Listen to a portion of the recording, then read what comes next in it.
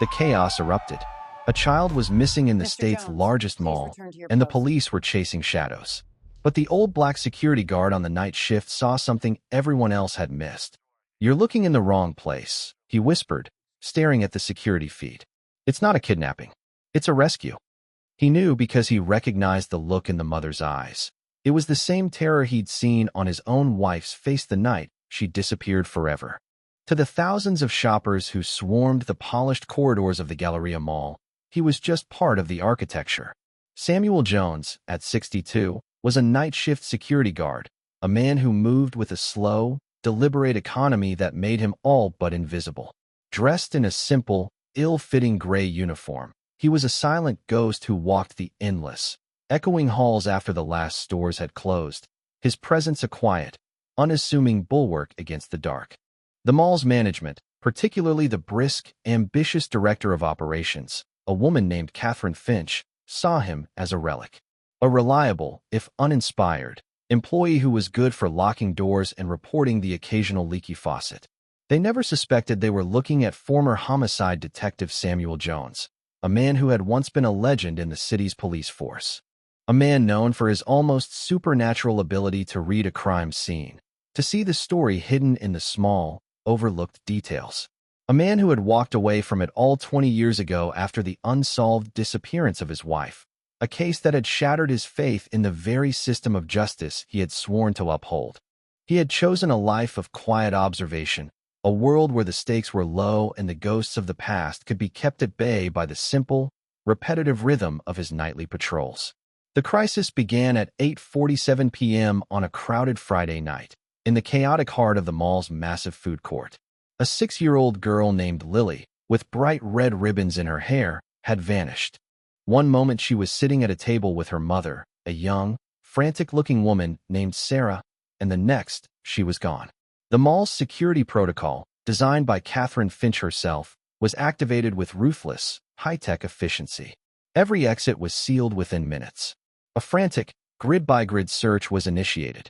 The local police arrived, their presence turning the festive atmosphere of the mall into a scene of flashing lights and palpable fear.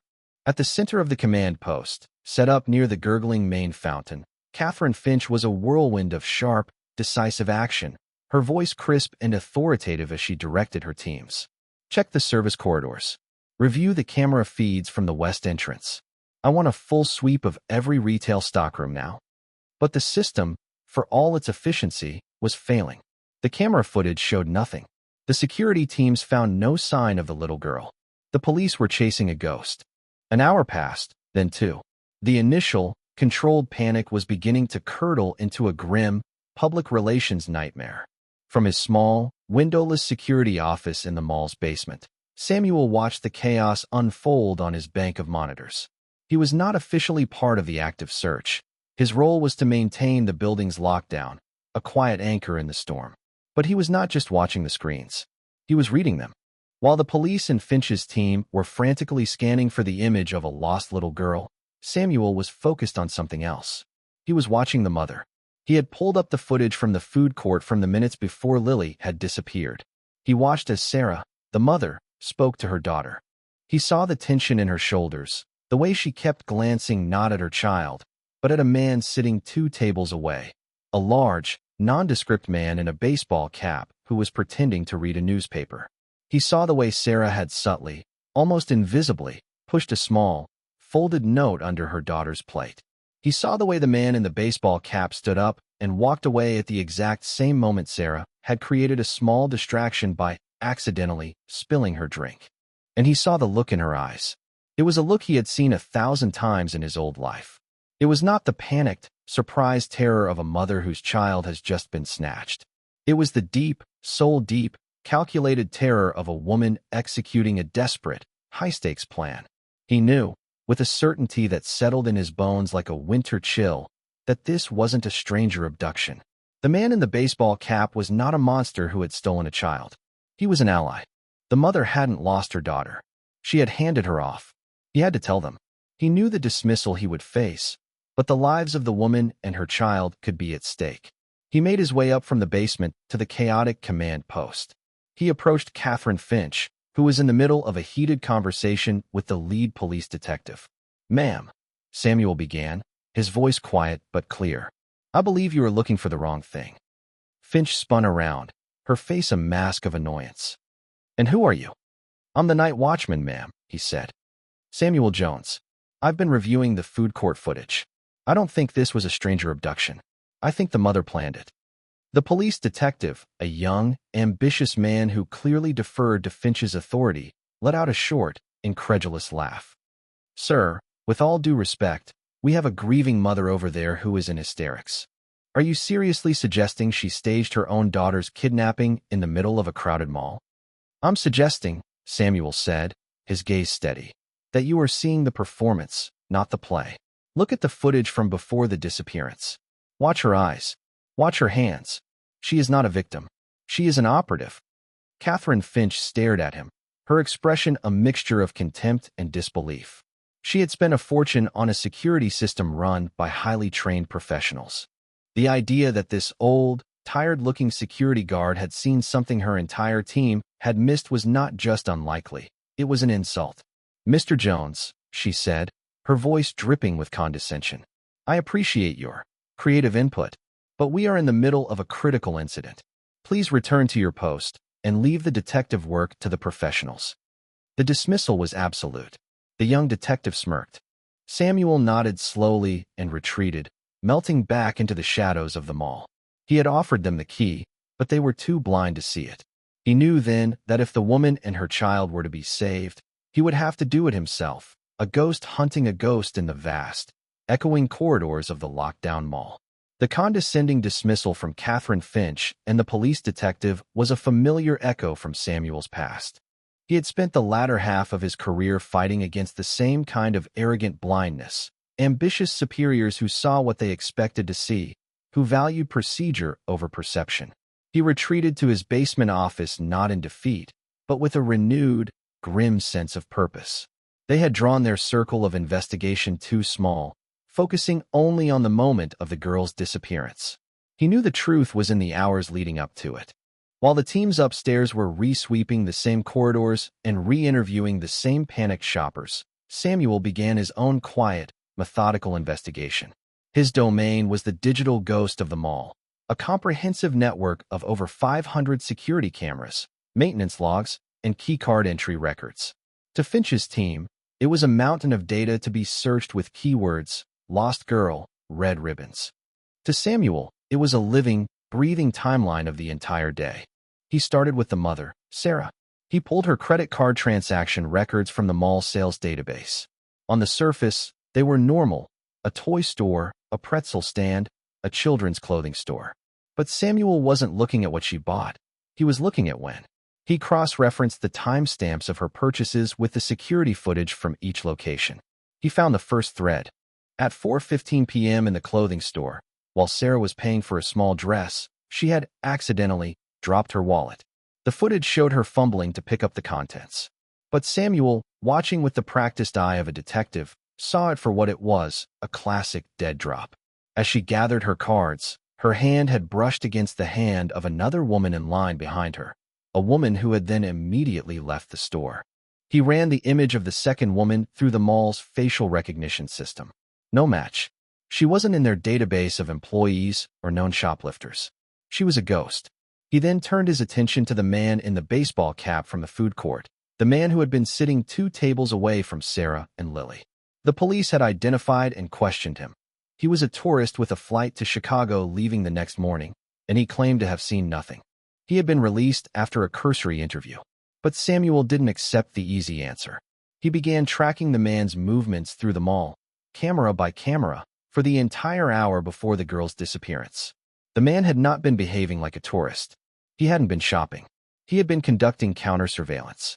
He had moved in a slow, deliberate pattern, always keeping a strategic distance from Sarah and her daughter, but always keeping them in his line of sight. He had used the reflective surfaces of the glass storefronts to watch his own back.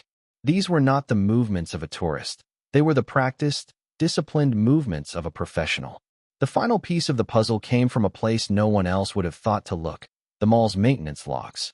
At 8:50 p.m., 3 minutes after Lily vanished, and while the mall was in the first throes of lockdown, a service elevator in the deserted North Wing had been activated.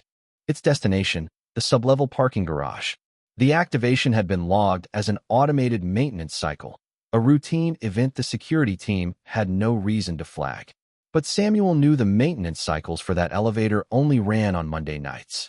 This was a Friday. Someone had manually overridden the system using a maintenance worker's keycard. He cross-referenced the keycard ID. It had been issued to a janitor who had been fired 2 weeks ago. The card had never been deactivated. He now had the full, ghost-like outline of the operation.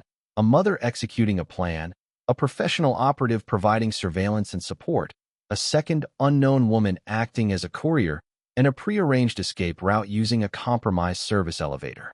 This wasn't just a mother running away. This was a sophisticated, well-planned extraction. He knew he had to try again to warn them. The police were still treating Sarah as a grieving victim, wasting precious time trying to comfort her while her trail grew cold. He left his basement office and went back to the command post. The atmosphere was now thick with frustration. He approached the young detective, the one who had laughed at him earlier. "Detective," he said quietly, "you need to check the service elevator logs for the North Wing at 8:50 p.m. And you need to put a hold on the credit card of the tourist you just released. He's not who he says he is." The detective looked up, his face flushed with annoyance. "Look, old-timer, I appreciate you trying to help, but we've got this under control. We're not chasing conspiracy theories about service elevators."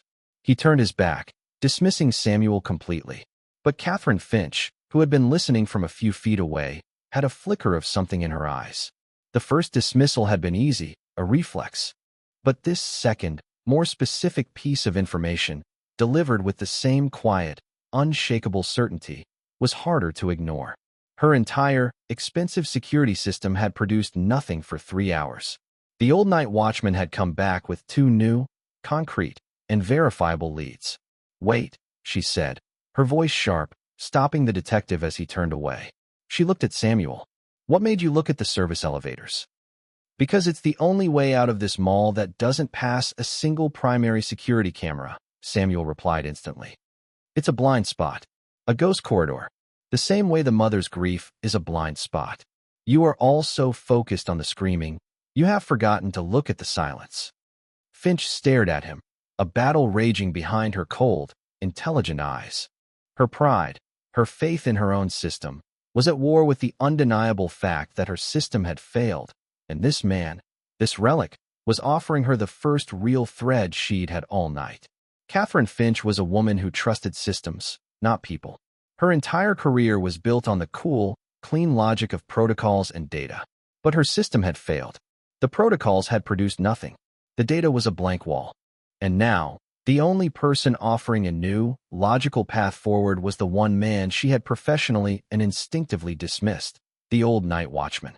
His words, "You are all so focused on the screaming, you have forgotten to look at the silence," echoed in her mind. It was a direct, devastating critique of her entire methodology. "Fine," she said, the word clipped and sharp. She turned to the young, dismissive detective. "Check the service elevator logs for the North Wing. Now." To her own head of security, a man who had been fruitlessly reviewing the same camera footage for hours, she commanded, "Pull the credit card and vehicle registration for the tourist you released. The one who was sitting in the food court. I want a full background check on him, and I want his face cross-referenced with every law enforcement database we can access. And do it quietly. No sirens, no alerts."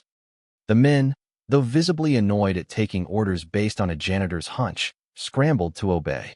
Catherine Finch did not become the director of operations for the state's largest commercial property by ignoring a potential advantage, no matter how unorthodox its source. She then turned her full, undivided attention to Samuel. "You," she said, her tone no longer condescending, but cold and analytical. "In my office. Now, tell me everything you see." For the next hour, in the sterile, glass-walled command center that served as Finch's office, Samuel walked her through his entire thought process. He didn't use the jargon of a detective. He spoke with the simple, observational language of a watchman. He pointed out the subtle, almost invisible choreography in the security footage, the mother's timed distraction, the way the man in the cap used the reflection in a storefront to watch his back, the second woman in the clothing store who seemed to appear from nowhere and then vanish. He showed her the compromised janitor's keycard log and the impossible timing of the service elevator. He was painting a picture of a silent, invisible operation taking place in the blind spots of her own high-tech security system. He was showing her the ghost she had never known existed. Catherine listened, her initial skepticism slowly giving way to a dawning, horrified respect. This was not the rambling of an old man. This was the precise, logical deconstruction of a complex event by a master observer. He was seeing a reality that her own highly paid security consultants were completely blind to. "Why do you see this, and they don't?" she asked, the question genuine, a quiet admission of her own system's failure. A sad, weary look entered Samuel's eyes. "Because you pay them to look for threats from the outside," he said. "The armed robber, the shoplifter, the lost child. You've never trained them to look for the quiet threats that are already inside, the ones that are hiding in plain sight." Their conversation was interrupted by the young detective, who burst into the office, his face pale, his earlier arrogance gone. "We got him," he said, his voice a mix of shock and disbelief. "The tourist. His real name is Michael Croft. He's an ex-military contractor specializing in private extractions.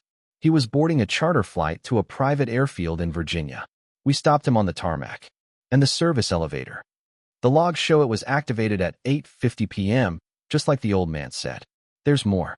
The mother, Sarah, her real name is Sarah Jensen.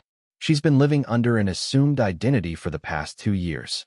She's a witness in a federal case against her ex-husband, a man with deep connections to organized crime. She was scheduled to testify next month." The puzzle pieces clicked into place with a sickening finality. This wasn't a custody dispute. This was a witness extraction. The mother wasn't running with her child.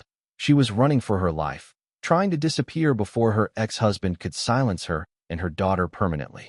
"She knew they were coming for her," Samuel whispered, the full weight of the situation settling on him. This whole thing. It was a desperate, last-ditch attempt to save her little girl. Catherine Finch felt a chill that had nothing to do with the office's air conditioning. A 6-year-old girl with red ribbons in her hair was now in the hands of professional operatives, and she was in the middle of a war she had no idea was being fought within the walls of her own mall. "Where's the girl now?" she demanded. "We don't know," the detective admitted. "Croft isn't talking. And Sarah Jensen, she's vanished. She slipped out of the mall during the initial chaos of the lockdown. The woman she made the dead drop to in the clothing store must have been her escape route. They had the players, but they had lost the child." Catherine looked at Samuel, her eyes now filled with a desperate, urgent plea. He was the only one who had been a step ahead of this thing from the beginning. "What now?" she asked, the question a complete surrender of her own authority. "Where do we look?" Samuel closed his eyes for a moment, his mind sifting through the thousands of small, overlooked details he had absorbed throughout the night. The mother's path, the timing, the accomplice in the clothing store. "She's still here," he said finally, his eyes snapping open. "She hasn't left the mall." "That's impossible," the detective protested. "We've swept the building 3 times. "You were looking for a lost little girl," Samuel corrected him.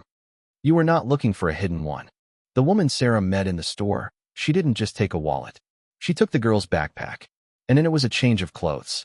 The red ribbons were a marker, a way for the extraction team to track her. As soon as the lockdown began, they would have taken off those ribbons and changed her clothes.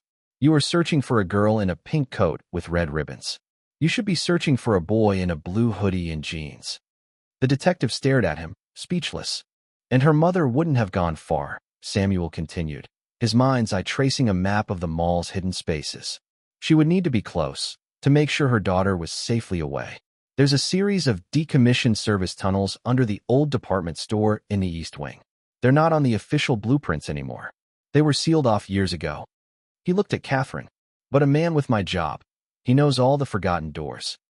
An hour later, in the dead of night, a small, heavily armed police tactical team, led by a humbled and silent detective, stood before a solid brick wall in the mall's dusty, forgotten East Wing service corridor. Catherine Finch was there, her expensive suit now smudged with grime, her usual air of command replaced by a tense, nervous energy. And at the front of the group stood Samuel Jones, holding not a weapon, but a simple, heavy ring of old-fashioned brass keys. The official blueprints show this as a solid wall, the detective said, his voice a low whisper. Are you sure about this? Samuel didn't answer with words. He ran his hand along the grimy bricks until his fingers found what he was looking for, a single, loose brick with a faint, almost invisible chalk mark on it, a mark he himself had made years ago during his nightly patrols. He carefully worked the brick free, revealing a small, dark cavity. Reaching inside, he retrieved a small, corroded metal lever. With a loud, grinding groan of long-disused metal, a section of the brick wall swung inward, revealing a dark, narrow opening and a set of steep concrete stairs descending into the blackness. The air that wafted out was cold and damp, smelling of wet earth and forgotten time. These tunnels were part of the original mall's foundation from the 1970s, Samuel explained, his voice low as he handed a powerful flashlight to the detective. They were sealed off during the renovation in the 90s. There are mazes down there, but they all connect to the old storm drain system, which leads out to the river. It's the perfect escape route. No cameras, no sensors, no record of it even existing. Catherine Finch stared into the dark opening, a profound sense of unease washing over her. Her entire career had been spent creating a perfectly controlled, perfectly monitored environment. And now she was learning that a whole secret world existed right beneath her feet, a world she had never known about, a world this quiet, unassuming night watchman knew like the back of his hand. How do you know this? She asked, her voice barely a whisper. It is my job to know the building, Samuel replied simply. Not just the parts you see, but the parts you've forgotten, too. He led the way down into the darkness, his steps sure and steady. The tactical team followed, their high-tech gear seeming clumsy and loud in the tight, oppressive confines of the tunnel. The air was thick and hard to breathe. The only sounds were the drip of water from the ceiling and the crunch of their boots on the gravelly floor. They moved through the labyrinthine tunnels for what felt like an eternity. Samuel navigated the maze with an unerring sense of direction, occasionally pausing to point out a faded maintenance marking on the wall that only he could decipher. It was clear he was not just a guard. He was the building's true guardian, its memory keeper. Finally, he stopped, holding up a hand. From around a bend up ahead, they could hear a faint sound, the soft, terrified whimpering of a child. The team advanced slowly, their weapons raised. They rounded the corner and found them. Sarah Jensen, the mother, was huddled in a small alcove, clutching her daughter, who was now dressed in a simple blue hoodie and jeans. They both looked exhausted, terrified, and cornered. The moment Sarah saw the armed police, her face crumpled in despair. Please, she begged, shielding her daughter. Please, don't hurt her. We were just trying to get away. The detective stepped forward, his voice softer now, stripped of its earlier arrogance. Ma'am, he said, my name is Detective Miller. We know who you are. We know who your ex-husband is. We're not here to arrest you. We're here to help. Sarah stared at him, her eyes wide with a disbelief that was more painful than her fear. She had been running for so long. She had forgotten what help looked like. It was Samuel who bridged the final gap. He stepped forward, away from the armed officers, his flashlight pointed at the ground. He knelt, so he was on the little girl's level. Lily, he said, his voice a low, gentle rumble. Those are very pretty red ribbons you had in your hair earlier. My wife used to wear ribbons just like that. The little girl, who had been hiding her face in her mother's coat, peeked out. She looked from Samuel's kind, weathered face to the armed men behind him. It's okay, Samuel continued softly. These men are here to make sure the monster can't get you. You're safe now. At the word safe, Sarah finally broke, her body racked with deep, silent sobs of relief. She had been carrying the weight of her fear for so long, and now, in this dark, forgotten tunnel, a quiet old security guard was finally lifting it from her shoulders. As the tactical team escorted a still weeping Sarah and a now calm Lily back towards the surface, Catherine Finch remained behind with Samuel. You saved them, she said, her voice filled with a new, profound respect. You didn't just find them. You understood them. You're more than just a security guard, aren't you? Samuel's gaze was distant, his mind seemingly far away. I used to be a detective, he said, the admission quiet and heavy. Homicide. 20 years. What happened? Catherine asked gently. My wife, Samuel said, his voice barely a whisper. She was a witness in a case I was working, an organized crime case. They threatened her. I told her the system would protect her. I told her I would protect her. He paused, the silence in the tunnel thick with his old, unspoken pain. The system failed, and I failed. She disappeared one night. They never found her. They never found a body. She just vanished. He finally looked at Catherine, and in his eyes, she saw the ghost of a pain so deep it was bottomless. I looked at that woman, Sarah, he said, and I saw my wife. I saw the same fear, the same desperation, and I knew I couldn't let it happen again. I couldn't let another family be erased by the monsters who hide in plain sight. The confession in the damp, quiet darkness of the tunnel changed everything. When they emerged back into the bright, sterile world of the mall, Catherine Finch no longer saw a simple night watchman. She saw a man forged by a grief she could barely comprehend, a quiet hero who had been hiding in plain sight. And Samuel, in telling his own story, had finally allowed the ghost of his past to step into the light. The aftermath was swift and decisive. With Sarah and Lily now under federal protection, Sarah's full testimony, combined with the evidence from Michael Croft's capture, was enough to bring down her ex-husband's criminal enterprise. The story of their daring escape and the quiet, brilliant security guard who had unraveled the plot became a local sensation, a modern fable of a community protecting its own. But Catherine Finch was not interested in fables. She was interested in justice. A week later, she called Samuel to her office.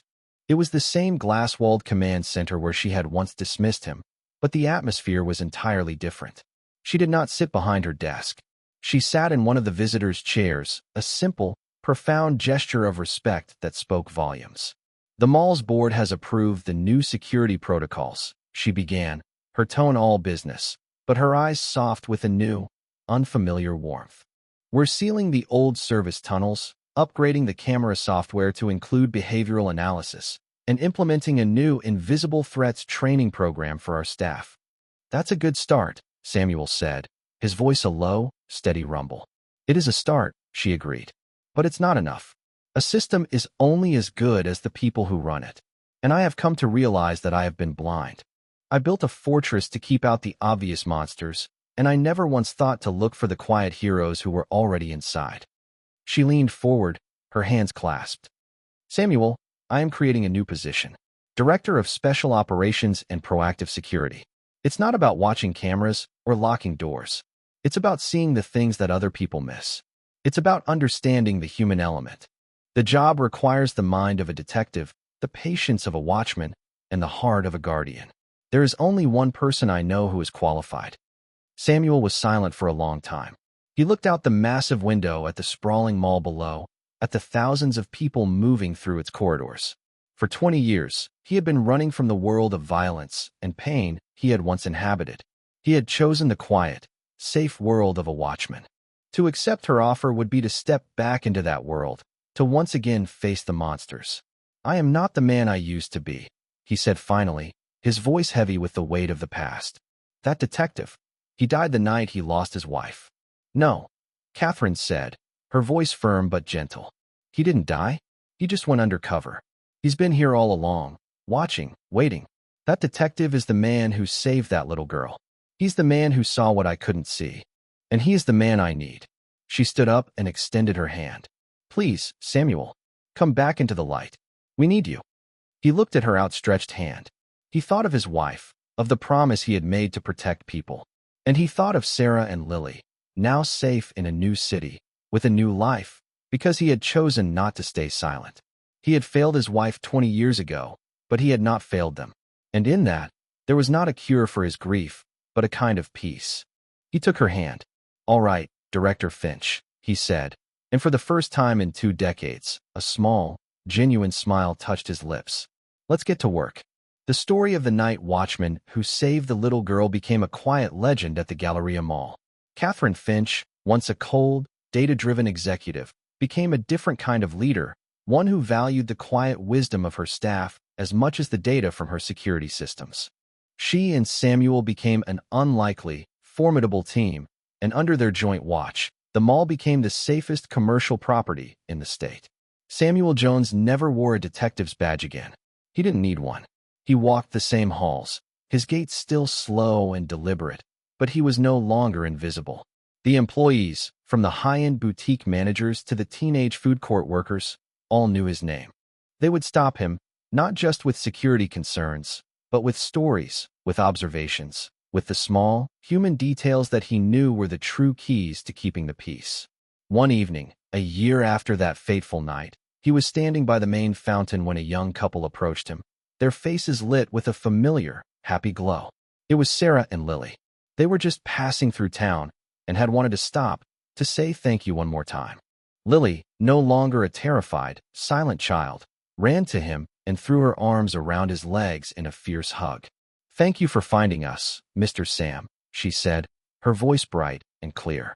"I didn't find you, little one," Samuel said, his voice thick with an emotion he no longer tried to hide. He knelt down, his old detective's eyes looking into her bright, happy ones. "You were never truly lost. You just needed someone to see you." He had spent 20 years searching for the ghost of his wife in the shadows. But in saving another family, he had finally found a measure of peace, not in the past, but in the present. He was no longer just a watchman guarding a building. He was a guardian of the quiet, everyday miracles that happened within it. And for the first time in a very long time, he was home. How many of our protectors are hidden in plain sight, their wisdom and courage overlooked because of the simple uniforms they wear? And what might be possible if we learned to see the hero in the watchman, the guardian in the gardener, the keeper of the truth in the quietest person in the room? If this story reminded you to look for the quiet heroes in your own life, please like, subscribe, and share. You never know whose silent watch is keeping you safe.